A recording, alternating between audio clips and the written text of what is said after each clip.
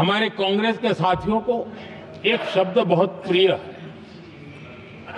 मैं आज उस शब्द का उपयोग करना चाहता हूं और उनका सबसे प्रिय शब्द जिसके बिना वो जी नहीं सकते वो शब्द है जुमला। कांग्रेस के हमारे साथी उनको दिन रात जुमला, लेकिन इस देश को पता है हिंदुस्तान में अगर सबसे बड़ा जुमला कोई था और वो 4 पीढ़ी ने चलाया, वो जुमला था गरीबी हटाओ। ये ऐसा जुमला था, ये गरीबी हटाओ ऐसा जुमला था। उनकी राजनीति की रोटी तो सिकती थी, लेकिन गरीब का हाल ठीक नहीं होता था। आदरणीय सभापति जी, जरा कोई मुझे कहे आजादी के इतने सालों के बाद क्या एक डिग्निटी के साथ जीने वाले परिवार को क्या उसे टॉयलेट भी उपलब्ध नहीं होना चाहिए? क्या आपको ये काम करने की फुर्सत नहीं मिली?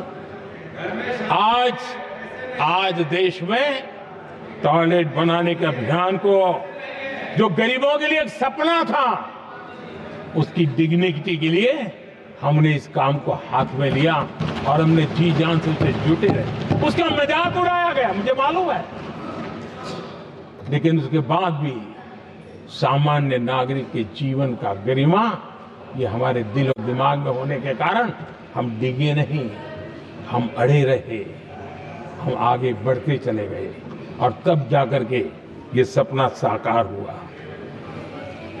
माताएं बहनें खुले में सोच जा रही थी, या तो सूर्योदय के पहले या सूर्योदय के बाद, और आपको कभी पीड़ा नहीं हुई।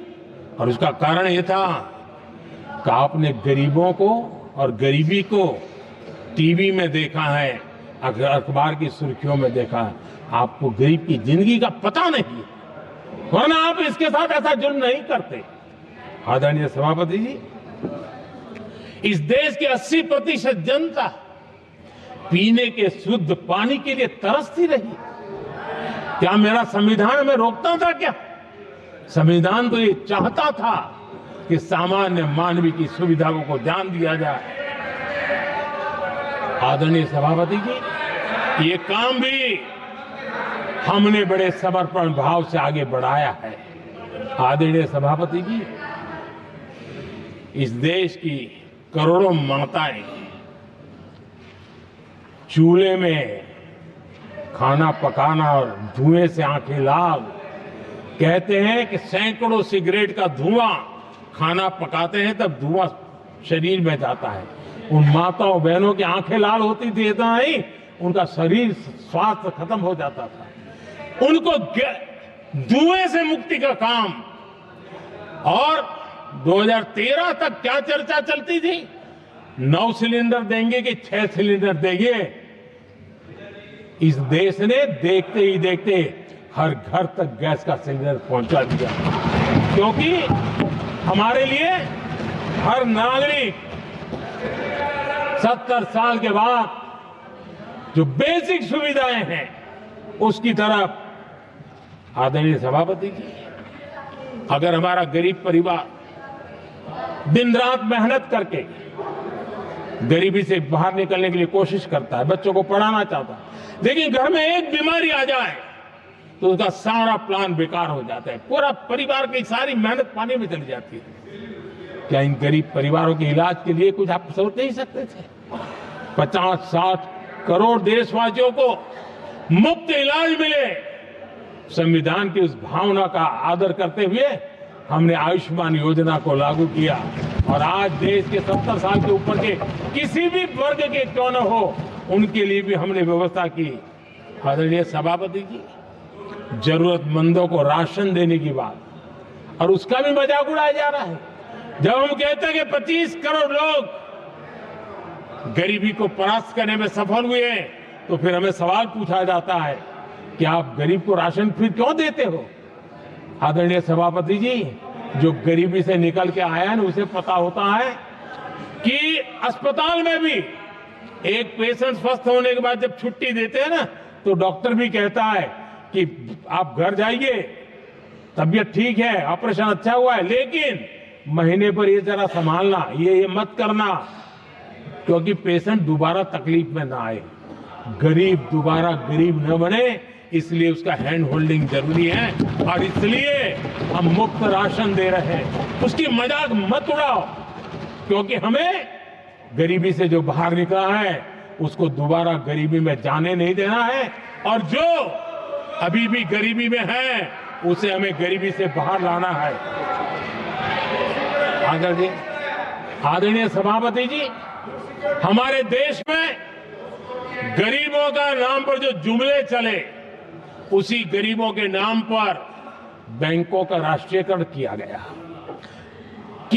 गरीबों के नाम पर। लेकिन 2014 तक इस देश के 50 करोड़ नागरिक ऐसे थे जिन्होंने बैंक का दरवाजा तक नहीं देखा था। आदरणीय सभापति जी,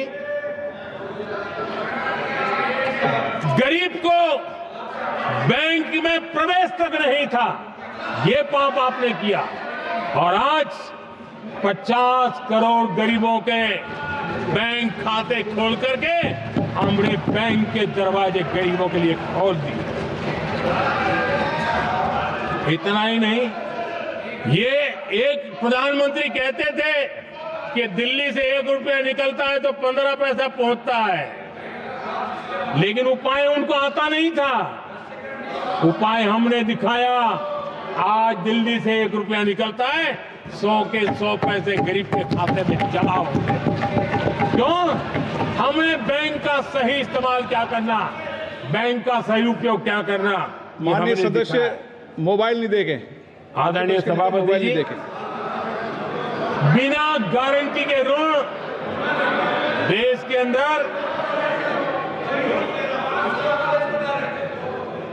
जिन लोगों को बैंक के दरवाजे तक जाने की इजाजत नहीं थी, आज स्थापित सरकार का संविधान के प्रति जो समर्पण है ना, आज बिना गारंटी वो बैंक से लोन ले सकता है।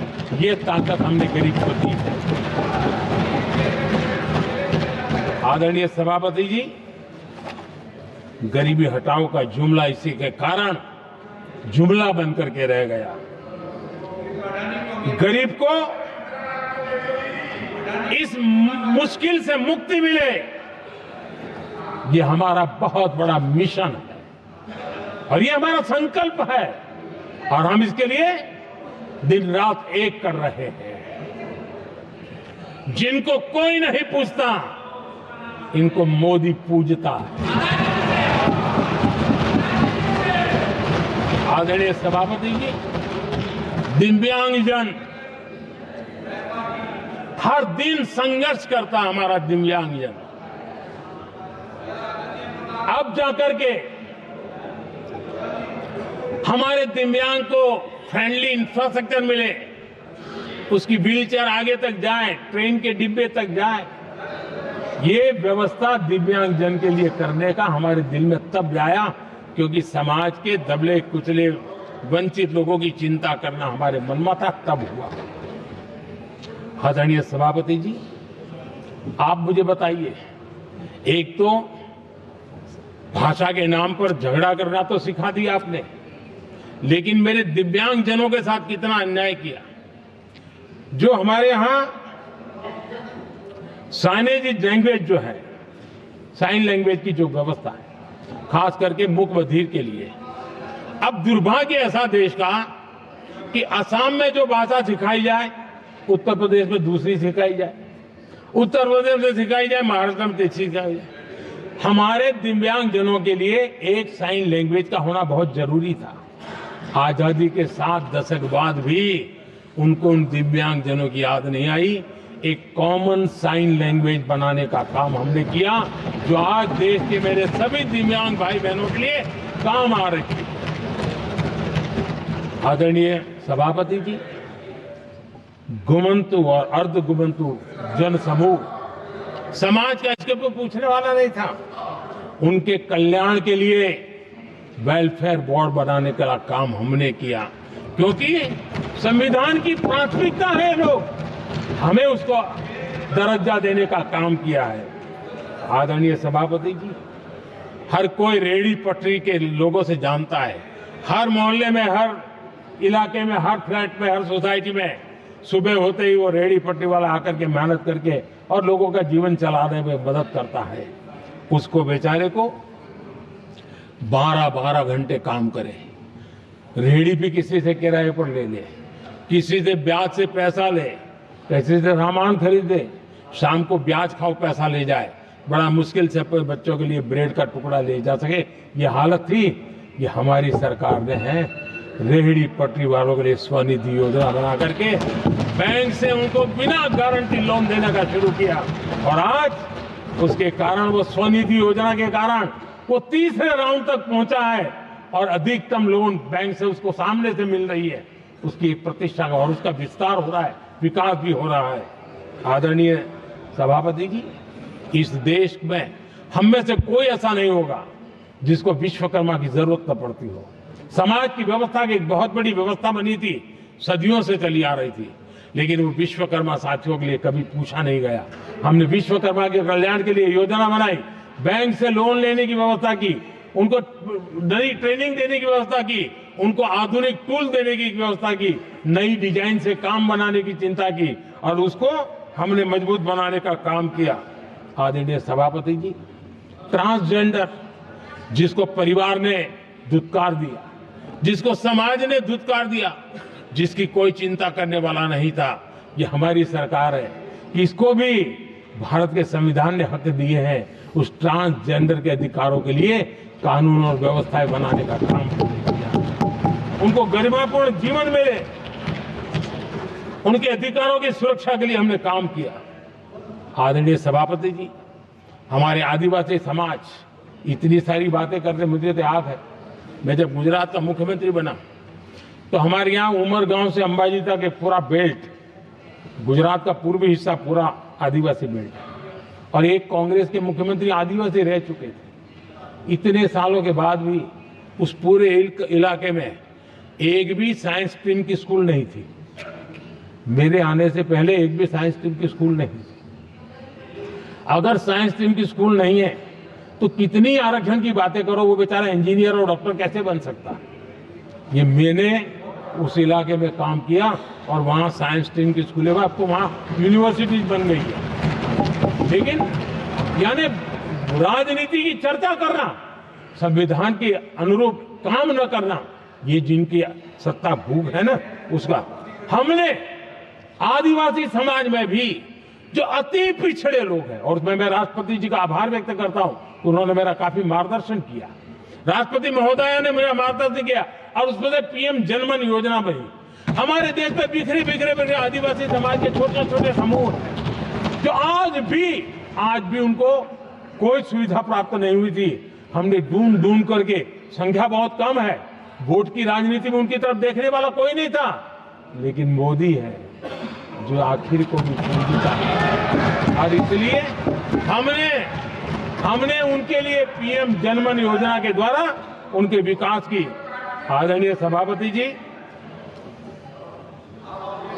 जैसे समाजों में उनके विकास संतुलित होना चाहिए, पिछड़े से पिछड़ा व्यक्ति को भी संविधान अवसर देता है, जिम्मेवारी भी सरकार को देता है, उसी प्रकार से कोई भी विभाग भी, कोई हमारा ज्योग्राफिकल इलाका भी वो पीछे नहीं रहना चाहिए।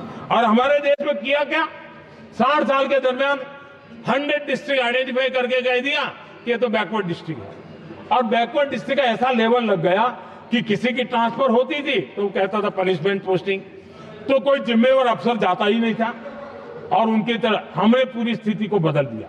हमने एस्पिरेशनल डिस्ट्रिक्ट का एक कल्पना रखी और 40 पैरामीटर पर ऑनलाइन रेगुलर मॉनिटरिंग करते रहे, और आज एस्पिरेशनल डिस्ट्रिक्ट उस राज्य के अच्छे जिलों की बराबरी करने लग गए और कुछ तो नेशनल एवरेज की बराबरी करने लगे।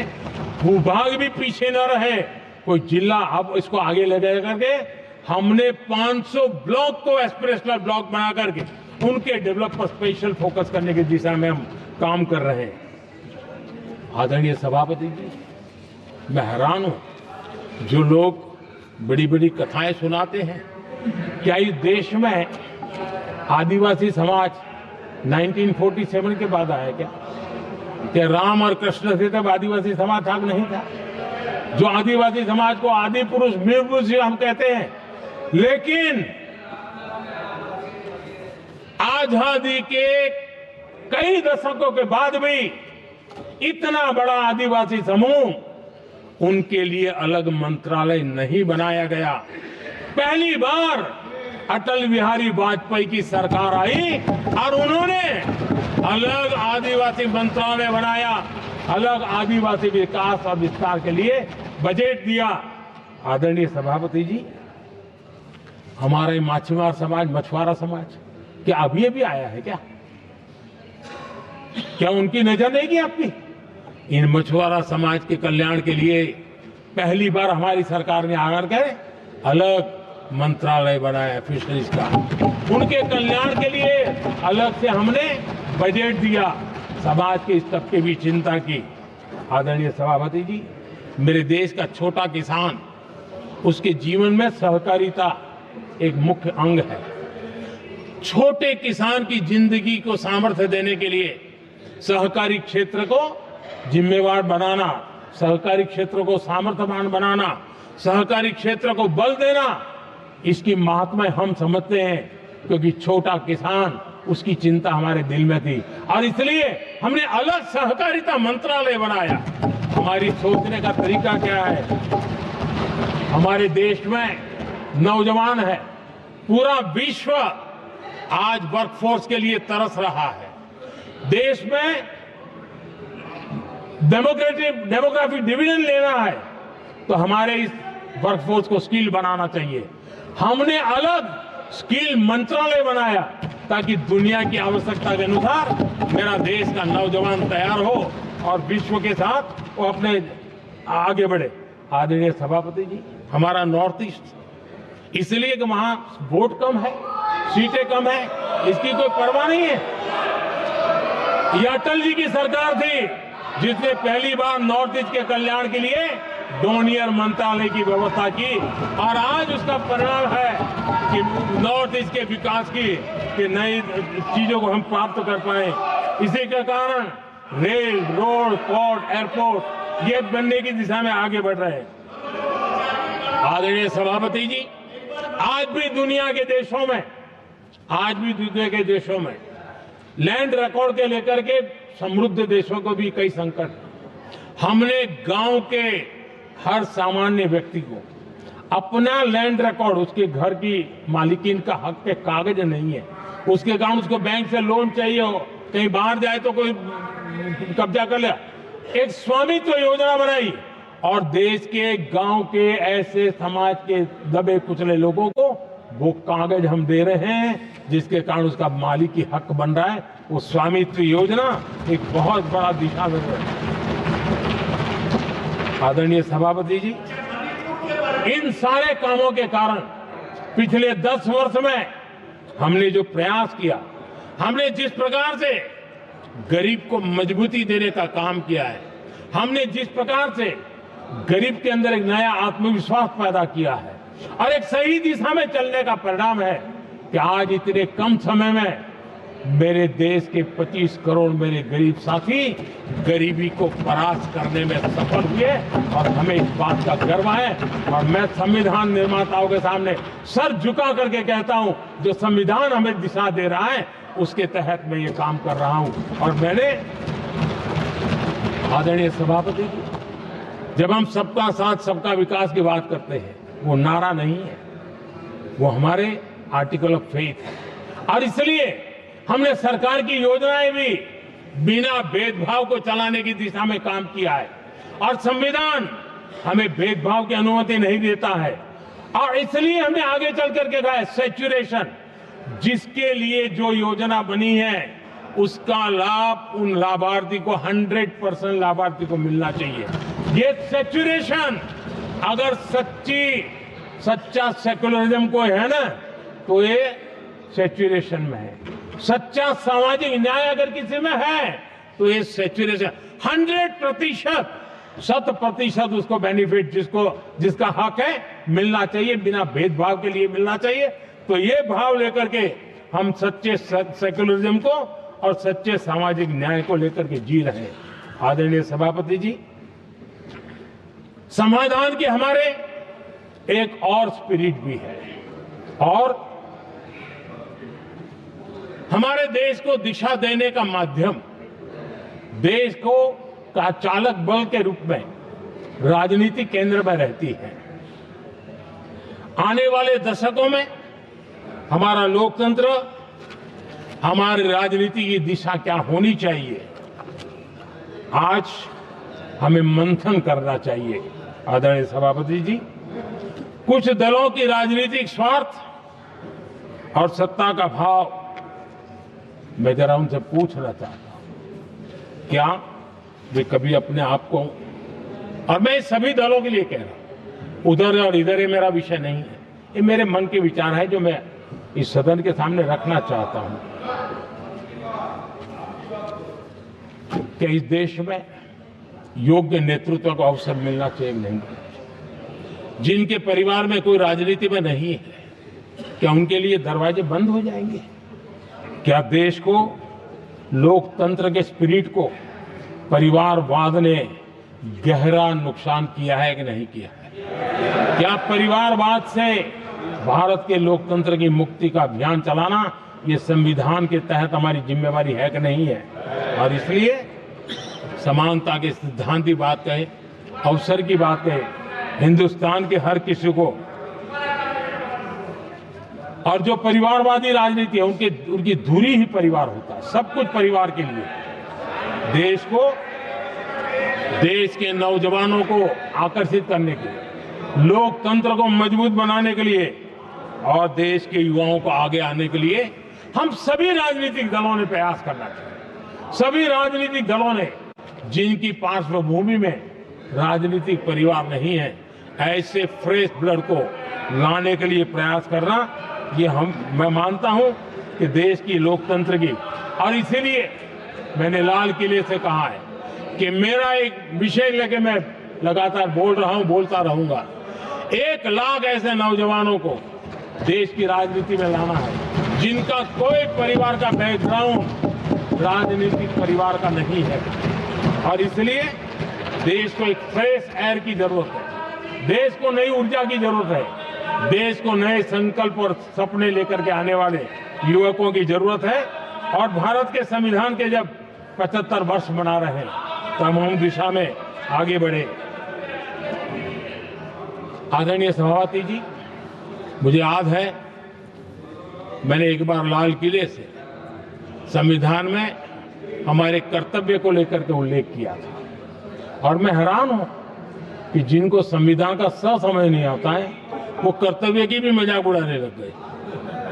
मैंने ऐसा कोई इंसान देखा नहीं दुनिया में कि जिसको इसमें भी इतराज हो सकता है आने। लेकिन देश का दुर्भाग्य है, हमारे संविधान ने नागरिकों के अधिकार तय किए हैं,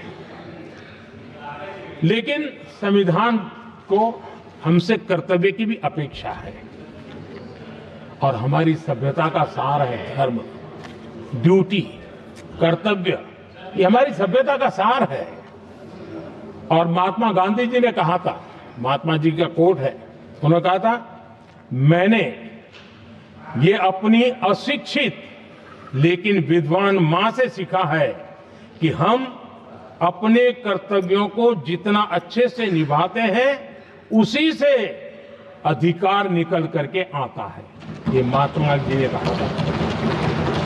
मैं महात्मा जी की बात को आगे बढ़ाता हूं और मैं कहना चाहूंगा, अगर हम अपने मौलिक कर्तव्यों का पालन करें तो कोई भी हमें विकसित भारत बनाने से नहीं रोक सकता। संविधान का 75वां वर्ष कर्तव्य के प्रति हमारे समर्पण भाव को, हमारी प्रतिबद्धता को और ताकत दें देश कर्तव्य भावना से आगे बढ़े, ये मैं मानता हूं समय की मांग है। आदरणीय सभापति जी,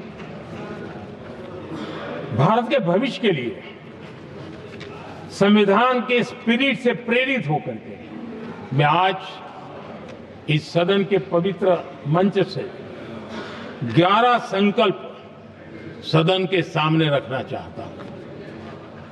पहला संकल्प है, चाहे नागरिक हो या सरकार हो, सभी अपने कर्तव्यों का पालन करें। दूसरा संकल्प है, हर क्षेत्र, हर समाज को विकास का लाभ मिले, सबका साथ, सबका विकास हो। तीसरा संकल्प है, भ्रष्टाचार के प्रति जीरो टॉलरेंस हो। भ्रष्टाचारी की सामाजिक स्वीकार्यता न हो। भ्रष्टाचारी की सामाजिक स्वीकार्यता न हो। चौथा संकल्प है, देश के कानून, देश के नियम, देश की परंपराओं के पालन में देश के नागरिकों को गर्व होना चाहिए, गर्व का भाव हो। पांचवा संकल्प, गुलामी की मानसिकता से मुक्ति हो, देश की विरासत पर गर्व हो। छठा संकल्प, देश की राजनीति को परिवारवाद से मुक्ति मिले। सातवां संकल्प, संविधान का सम्मान हो। राजनीतिक स्वार्थ के लिए संविधान को हथियार न बनाया जाए। आठवां संकल्प, संविधान की भावना के प्रति समर्पण रखते हुए जिनको आरक्षण मिल रहा है वो न छीना जाए और धर्म के आधार पर आरक्षण की हर कोशिश पर रोक लगे। नौवां संकल्प, विमेन लेड डेवलपमेंट में भारत दुनिया के लिए मिसाल बने। 10वां संकल्प, राज्य के विकास से राष्ट्र का विकास, ये हमारा विकास का मंत्र हो। 11वां संकल्प, एक भारत श्रेष्ठ भारत का ध्येय सर्वोपरि हो। आदरणीय सभापति जी, इसी संकल्प के साथ